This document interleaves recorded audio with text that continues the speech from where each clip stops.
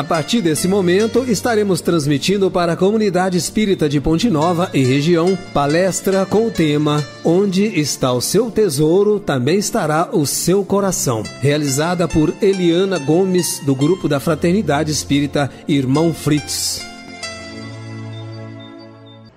Meus irmãos, a partir desse momento, vamos começar a ver um pequeno estudo sobre o versículo 21 do capítulo 6 do Evangelho segundo o Espiritismo que Mateus nos deixou. Onde está o seu tesouro, também estará o seu coração. Que Jesus nos abençoe, que o estudo nos seja esclarecedor, que façam com que repensemos nossos passos nessa caminhada terrestre, lembrando sempre que o nosso destino final é o plano espiritual. Na realidade, o que vamos ver agora, além da compreensão de que somos espíritos encarnados e que nossa vida verdadeira é no plano espiritual e que estamos aqui de passagem, ainda o que devemos fazer para que a nossa caminhada na Terra seja de fato uma oportunidade de crescimento, de ajustamento de nossas faltas em vidas pretéritas e que possamos verdadeiramente entender que os bens materiais que nós juntamos aqui, se eles não forem instrumentos para o nosso crescimento espiritual, através da partilha, da caridade, com certeza nos tornará mais devedores. E este é um lembrete para todos nós que ainda não conseguimos trabalhar o desapego, principalmente dos nossos bens materiais. E nós, que já somos estudantes da doutrina, já deveríamos ter entendido que a busca da felicidade em um mundo como a Terra, de provas e expiações, pode resultar infrutífero, caso cada um de nós concentremos nossas atenções na posse de bens que não nos acompanharão quando do nosso desencarne, e descuidemos da aquisição de valores espirituais, estes sim, que resultarão em verdadeira felicidade. Então, buscando nossa melhoria interior, que através da tão propalada reforma íntima, que nada mais é do que a aquisição de valores morais que levarão o nosso progresso espiritual, veremos nesse estudo os passos necessários para que a nossa escalada rumo ao progresso se faça presente. E, finalmente, lembrando que os bens materiais devem ser considerados meios e não um fim para alcançar a felicidade. Isso porque Jesus não nos negou a oportunidade de termos conforto, um bom trabalho, que sejamos um grande empresário, porque tudo isso é necessário para que o progresso material se faça presente nesse plano.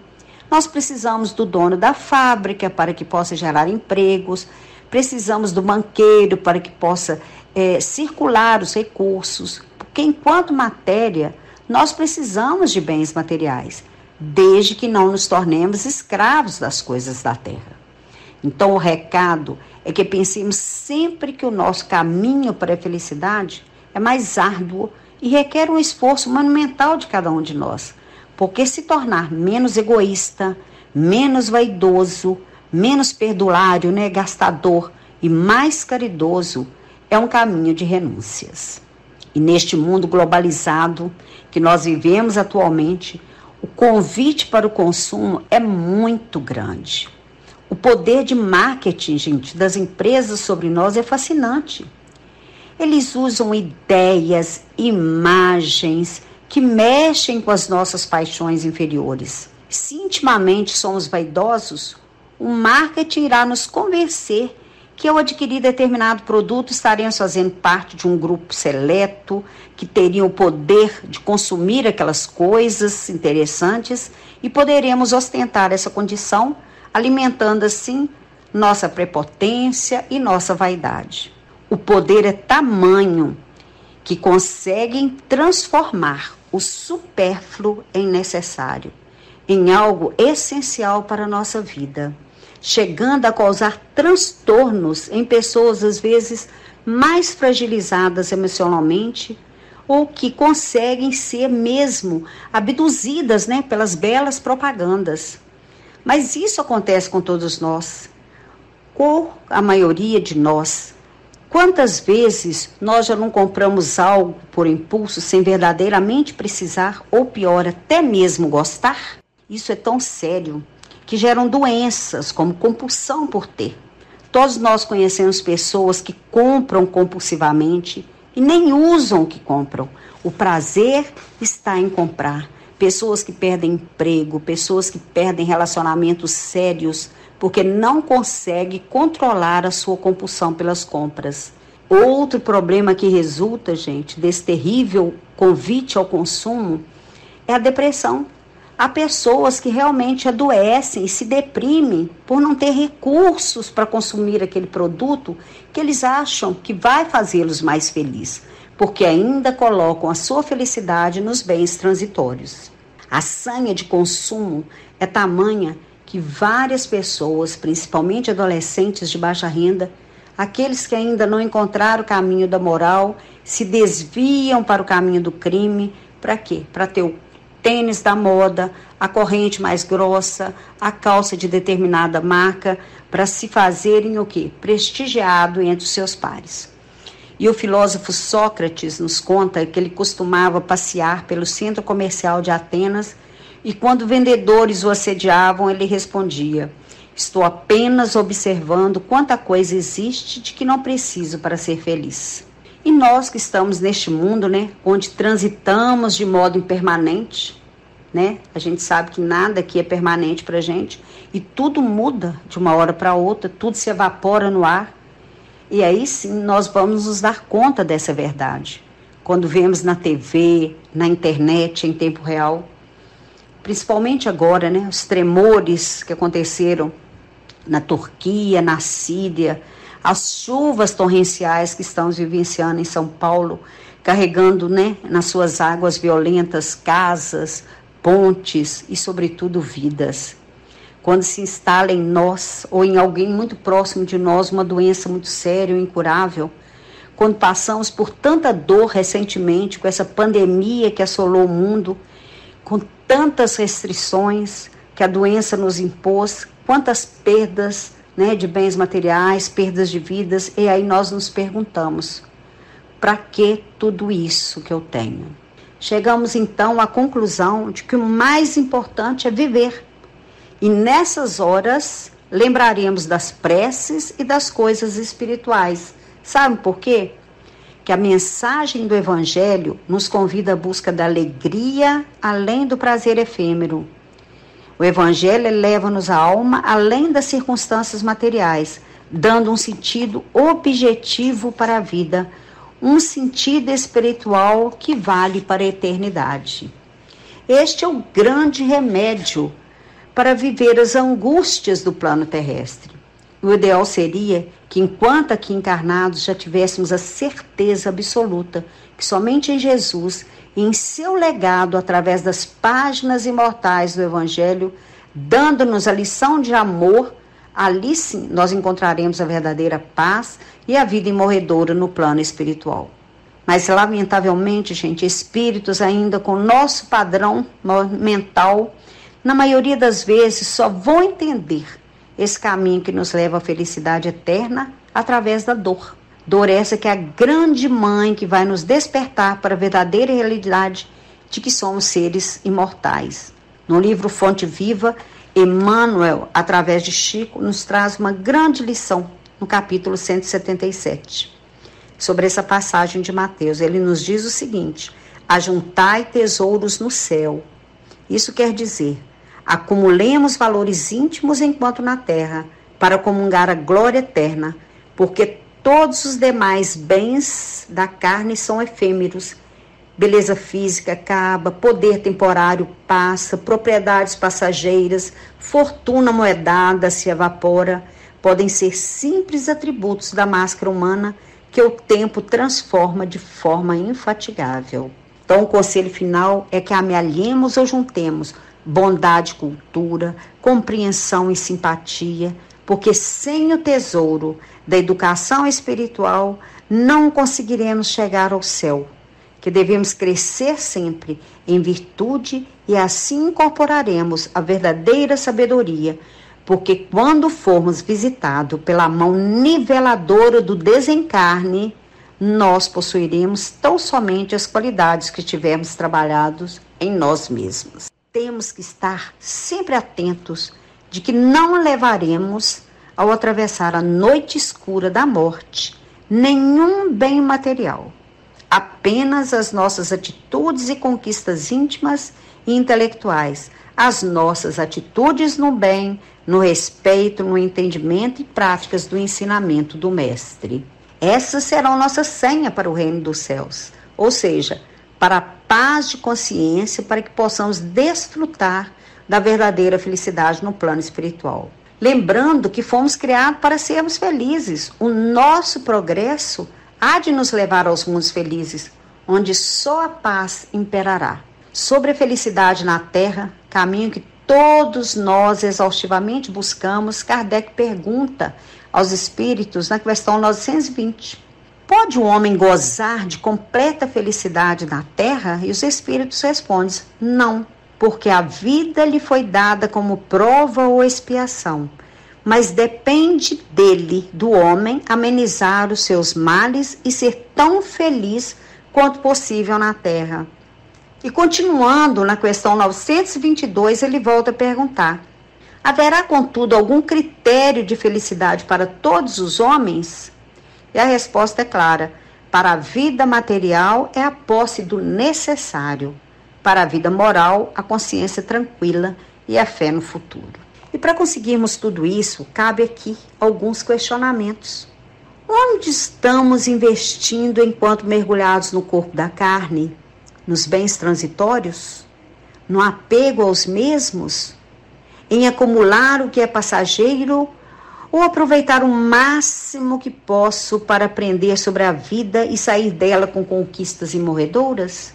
Essas perguntas nos levam também a uma pequena reflexão sobre nossas escolhas. Lucas, no capítulo 16, 13, nos diz, ninguém pode servir a dois senhores, porque ou há de aborrecer-se de um e amar ao outro, ou se devotará a um e desprezará o outro. Não podemos servir a Deus e as riquezas. Mas como a gente já havia falado, a par do ensinamento do Mestre, que ao empregar as riquezas de forma adequada, então sim, o homem estará fazendo uma escolha que implique em optar pela espiritualidade, sem negar a materialidade que ainda necessitamos. Assim, aprender a administrar os bens, que Jesus nos concedeu, seguindo os ensinamentos dele, é saber que o egoísmo é contrário do amor e que o amor é a lei maior. Só ele vai fazer com que haja espiritualização do ser humano. Emmanuel, através da psicografia de Chico, no livro Vinho de Luz, nos diz que o dinheiro de Jesus é o amor. E diz que para vivermos esse amor, chegará a época em que todos se sentirão ricos, porque a noção de capitalista e de operário estará renovada, estará completamente esclarecida, porque entenderemos que nós todos estamos aqui como eficientes servidores do Altíssimo. Então, o jardineiro, sentirá que o seu ministério é irmão da tarefa confiada, por exemplo, ao gerente da fábrica, porque todos estão a serviço do mesmo Pai. Então, enriquecer de virtudes, ainda na terra, para proveito no plano espiritual, é tarefa para poucos ainda. Mas o Evangelho de Jesus nos traz um exemplo maravilhoso de mudança de vida, de uma pessoa que conseguiu, enquanto encarnada, a senha para a entrada no plano espiritual, como Jesus nos recomenda. Estamos falando de Maria de Magdala, ou Maria Madalena. Aquela mulher, já cansada de sofrer na mão dos homens, pecadores e impiedosos, conhece Jesus e por ele sente uma atração irresistível, vendo ali a busca e a cura para todas as suas angústias, para os seus desalentos. Porque a partir do momento que ela encontra Jesus, ela nunca mais foi a mesma. A partir daquele dia, ela transformou-se em sua seguidora. E lembremos que foi para ela que Jesus se mostrou em primeiro lugar após o seu desencarne. E assim, ela comprometida com os ensinamentos de Jesus, ela resolve cuidar dos leprosos, aqueles que eram jogados em guetos para morrerem, porque a doença era incurável, e altamente contagiosa. e ali fica cuidando dos seus irmãos até o fim dos seus dias, quando também descobre, né, estar doente, claro. Mas enquanto ela pôde, ela cuidou dos seus irmãos até desencarnar. E aí, gente, ela mostrou-nos que tudo que ela poderia fazer, tudo que ela poderia mostrar para Jesus, ela o fez. E até o fim dos seus dias, dedicou-se a diminuir a dor daqueles seus irmãos. E ao sair do corpo, ela entrou na vida imortal vitoriosa e radiosa, porque soube em pouco tempo aproveitar o máximo, se dedicando ao próximo por extensão de si mesmo, encontrando ali o verdadeiro tesouro que está no espírito da abnegação, do desprendimento, do perdão, do amor e da mansidão. Então, este é o convite que recebemos a todo instante, desde que começamos a ter contato com a doutrina espírita, que somente a caridade é capaz de nos fazer maiores enquanto encarnados, para que possamos realmente desfrutar a plena vida quando desencarnados, que é a nossa verdadeira vida e onde deve estar o nosso coração. Mateus, no capítulo 6, versículo 19 a 21, já nos esclarece. Não ajunteis para vós tesouros na terra, onde a traça e o caruncho os corrói, e onde os ladrões arrombam e roubam, mas ajuntai para vós tesouros no céu, onde nem a traça nem o caruncho corrói, e onde os ladrões não arrombam nem roubam, pois onde está o seu tesouro, aí estará também teu coração. Então, conforme nos diz o Evangelho, os bens materiais são transitoriamente concedidos por Deus a nós, enquanto aqui encarnados, para serem utilizados em proveito do nosso crescimento espiritual. E aí, é preciso que fique muito claro que nessa passagem, Jesus não condena a riqueza, porque a riqueza proporciona progresso. 3 classes de progresso. A primeira é o progresso material, para fornecer trabalho ao povo, para melhorar as condições físicas da terra, procriarem bem-estar e conforto para todos.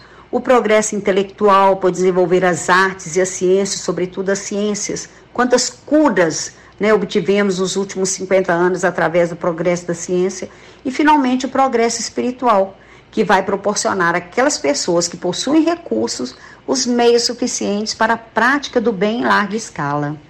E tudo isso é para nos dizer o quanto o nosso tempo aqui é relativo e vem mostrar que o que buscamos aqui neste plano é coração pacificado. Nós viemos aqui para que a gente seja um pouco mais feliz.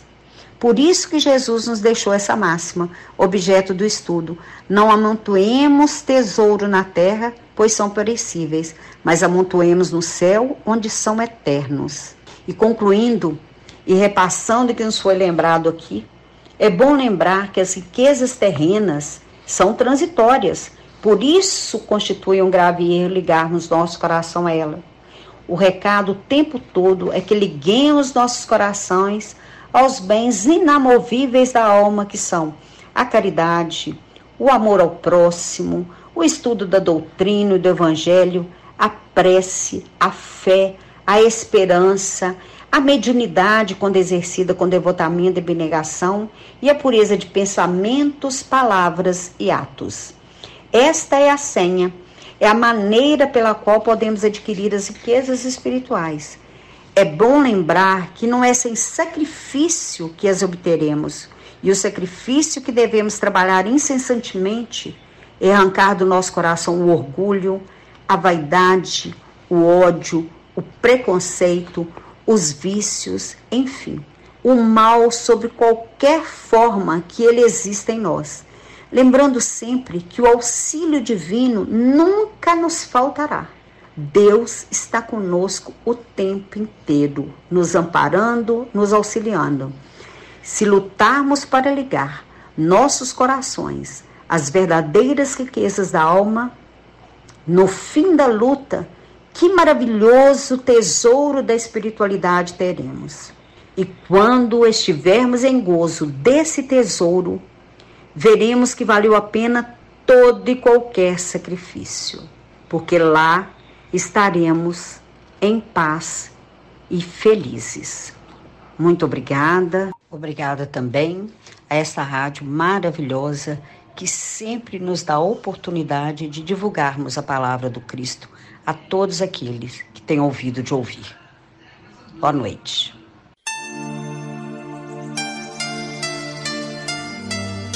Termina aqui a palestra do grupo da Fraternidade Espírita Irmão Fritz. Boa noite.